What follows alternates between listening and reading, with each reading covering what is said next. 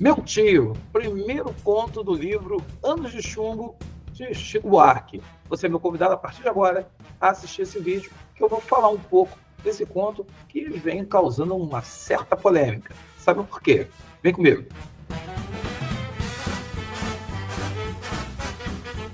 Salve, galera, tudo bem? Meu nome é Sérgio Monteiro, sou pessoa aqui do canal do Monteiro, e hoje eu estou começo a debater o livro Anos de Chumbo. E o livro é um livro de contos. Quem já viu o outro vídeo, o primeiro vídeo que eu fiz uma abordagem geral do livro, se você não viu, veja. E antes até de começar a ver esse vídeo aqui, eu peço que você compartilhe, clique, bota o sininho para tocar e se inscreva no canal. Muitos alunos assistem às aulas aqui e os vídeos acabam não sendo mostrados, não acabam aparecendo porque não há comentário, não há compartilhamento. Basta você chegar lá no comentário e botar, pô, obrigado, valeu, oi, tudo bem? Isso faz com que o algoritmo ele entenda que o vídeo há uma relevância, ele é importante e permite chegar a mais pessoas. Então, você ajuda muito fazendo isso. Bem, eu falei com vocês que o livro de contos, o primeiro conto aí é Meu Tio. Bem, é uma história, vamos tentar pegar os elementos da narrativa primeiro, para poder, a partir daí, nós entrarmos na história em si. É uma história cujo foco narrativo é da menina, é da sobrinha. É um foco narrativo em primeira pessoa, o narrador é personagem. É muito importante você entender que a percepção do narrador-personagem faz com que você tenha o olhar da história conduzido pelo personagem. Então, você vai ser induzido a ver o que ele vê.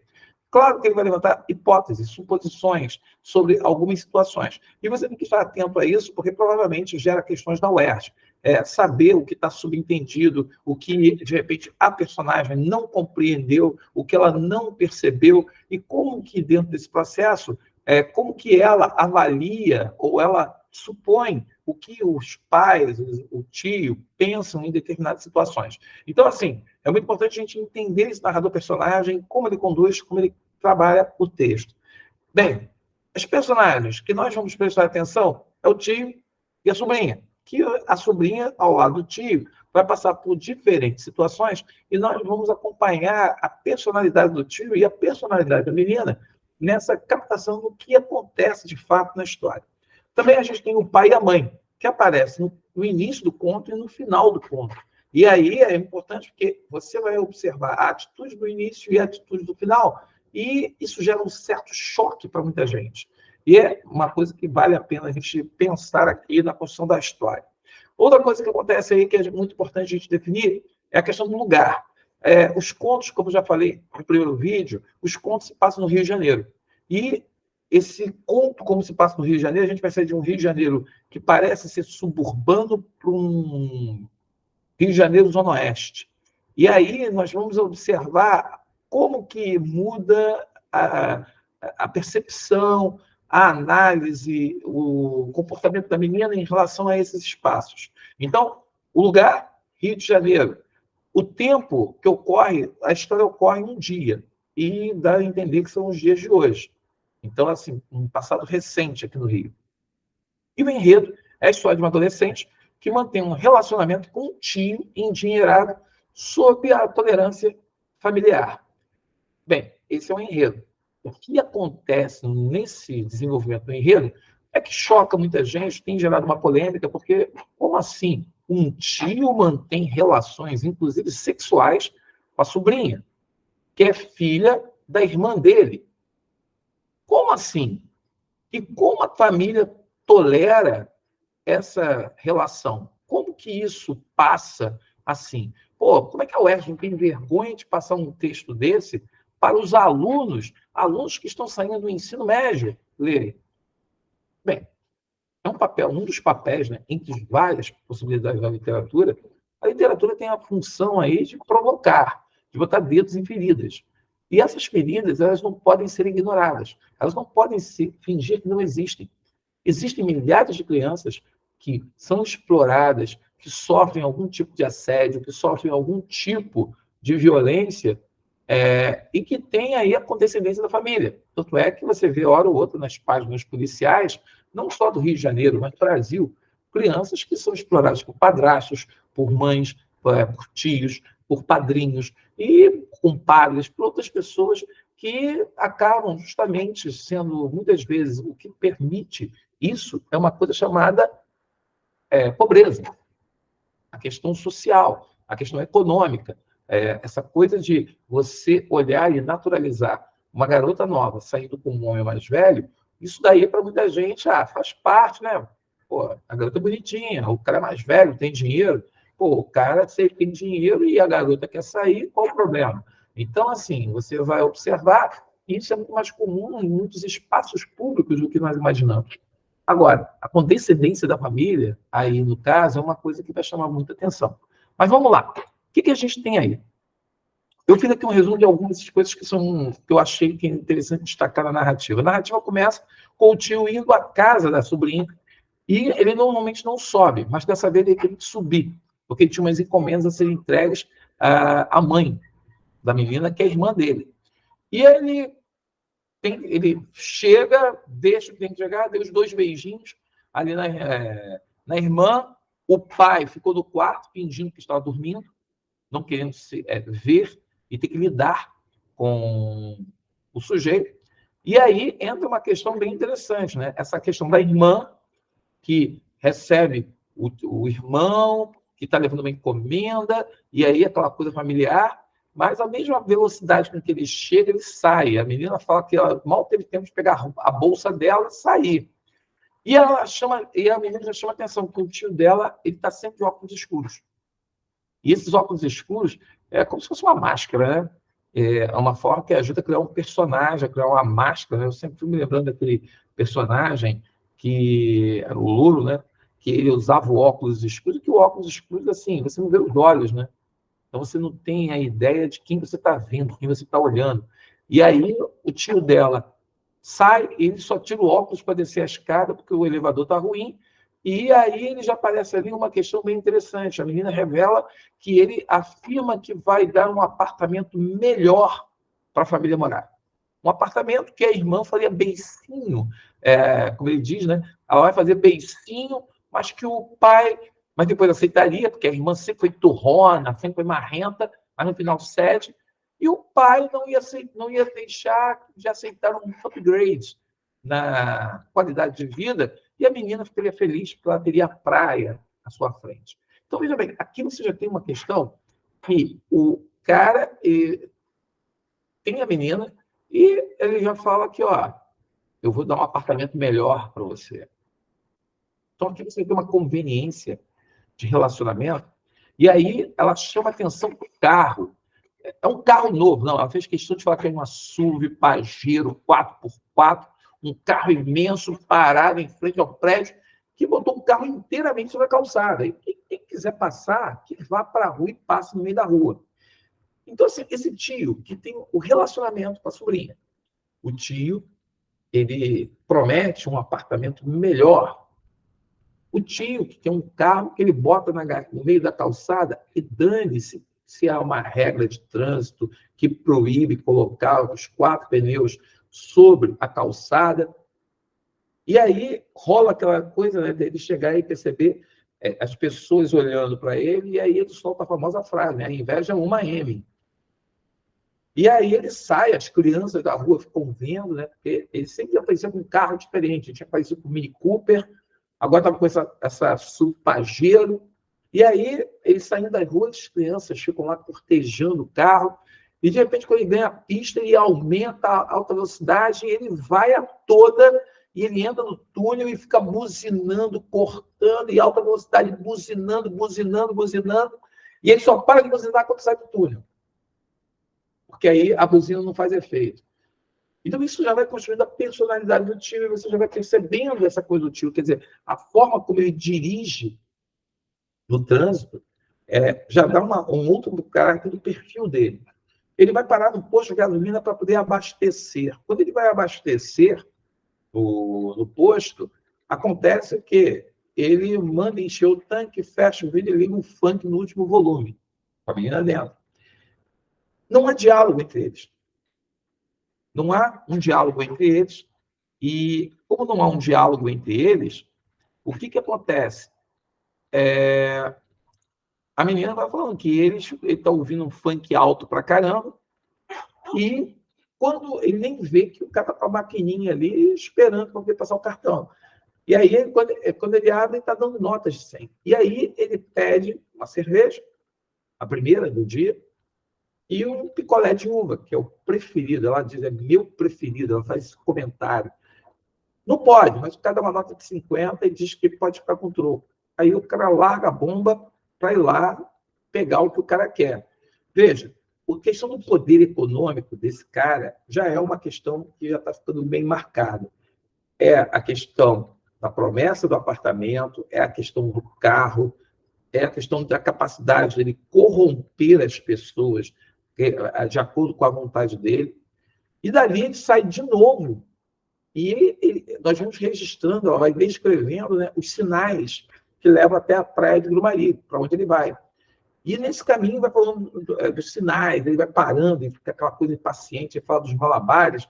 Aí tem um cara que vem todo malemolente, com uma gaiola, e o cara, quando abre o sinal, ele avança e acaba batendo na grade. O cara não está nem aí, ele não cuida do carro, ele dirige de forma irresponsável, ele é arrogante, ele é intolerante, e a arrogância dele fica bem clara quando ele chega na Praia do Grumari, que ele não procura um lugar para estacionar, ele para no lugar onde tem a vaga. Só que o lugar que ele estaciona o carro, o flanelinha vai falar com ele que ó, aqui é a saída dos carros, você está estacionando bem na saída. Ele deu uma importância, ignorou solenemente e foi sentar no quiosque para comer ostra e tomar cerveja.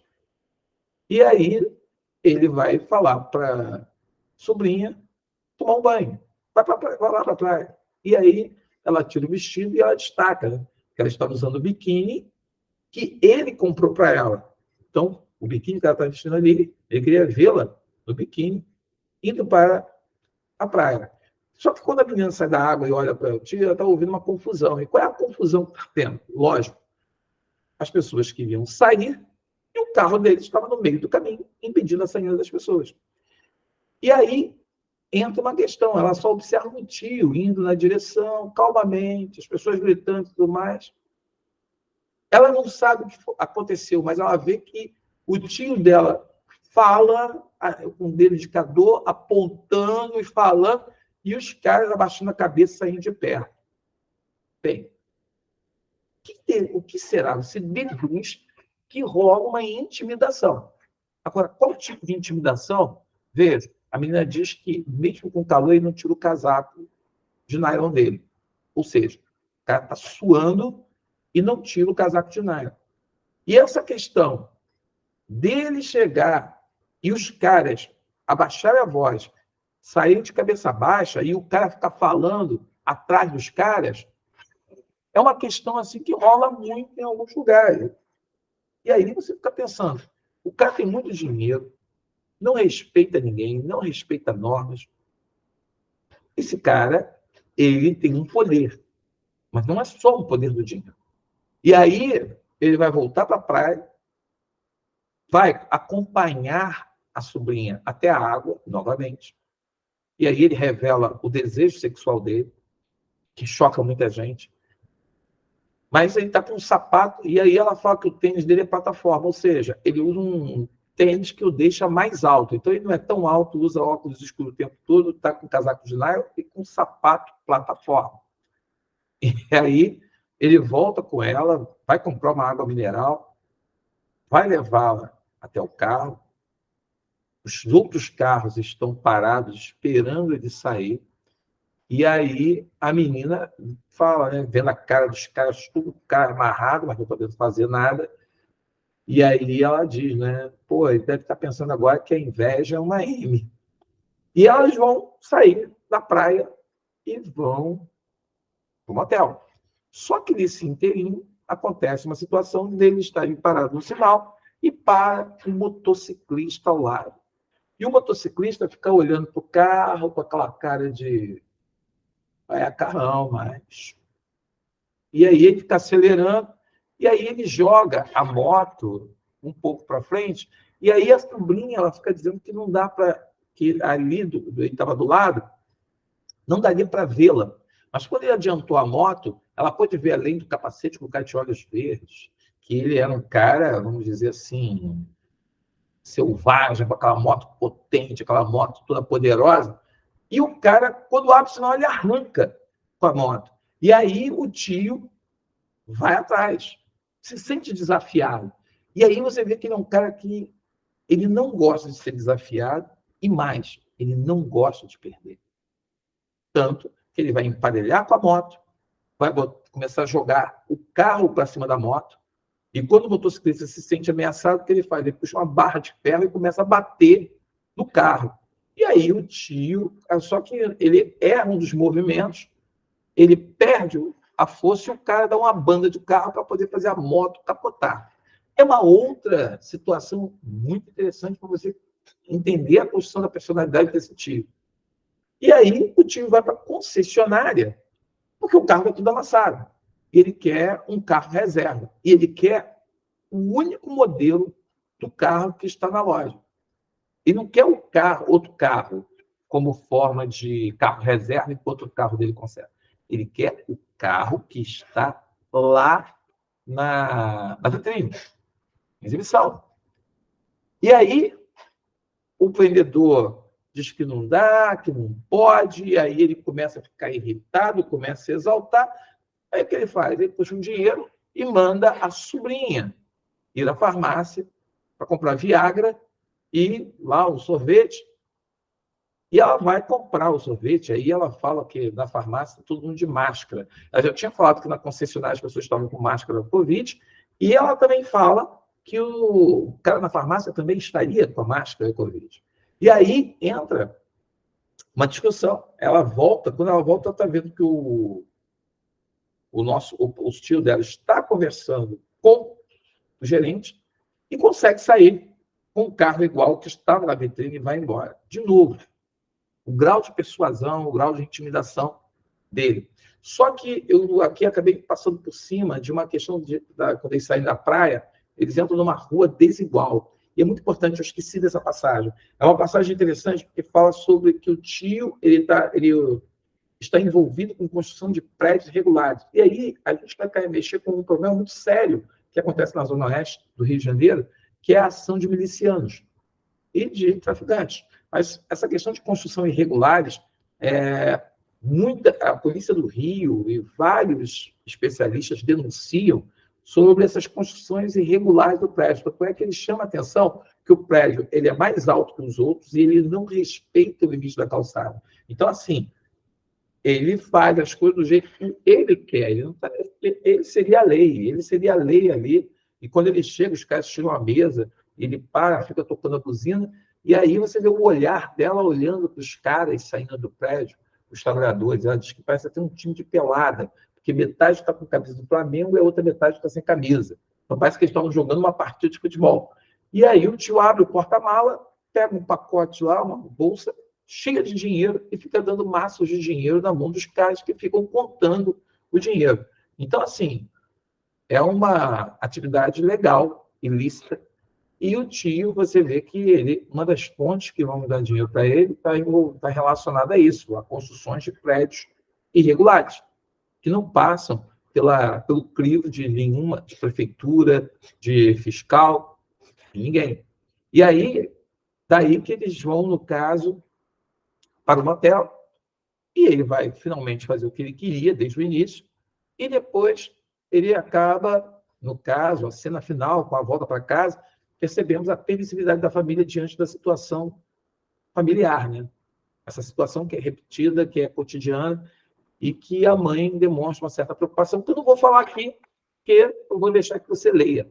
Mas eu acho que o conto é para incomodar mesmo. Esse conto é um conto que incomoda a forma como ele conduz. É uma realidade que está na cidade, uma realidade que atinge alguns bairros aqui do Rio de Janeiro, e o Chico Buarque chamar a atenção da gente para isso.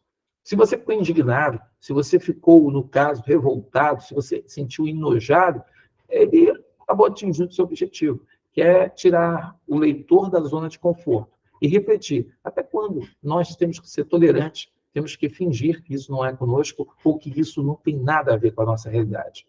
É uma discussão, e é uma discussão que eu acho que gera muitas questões interessantes, questões de pressuposição, questão daquilo que está subentendido, a questão do perfil dos personagens, gera questões bem interessantes que você tem que deduzir, quer dizer, as ações dele sugerem determinados comportamentos. Então, observar como que isso acontece, observar, no caso, essas figuras de linguagem aí, quer dizer, a marca da camisinha, a marca do carro, falar sobre como as metáforas que acabam acontecendo dentro da história, eu acho que vale a pena você fazer uma leitura atenta.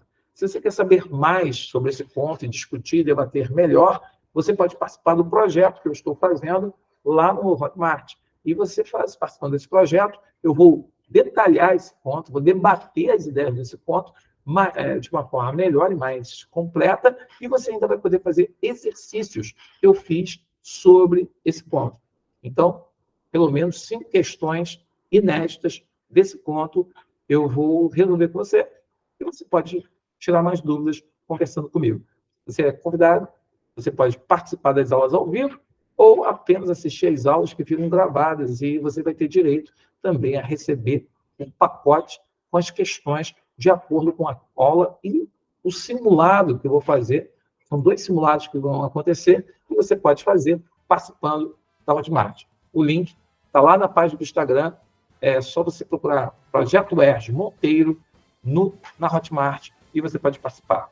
Até o próximo vídeo, espero que você tenha gostado e deixe um comentário e fale aí o que você achou, tá bom? Fico no aguardo, fico contando contigo. Até o próximo vídeo, que é o passaporte. Segundo conto ali do livro Anos de Chumbo e Outros Contos de Chico Buarque de Holanda. Até lá.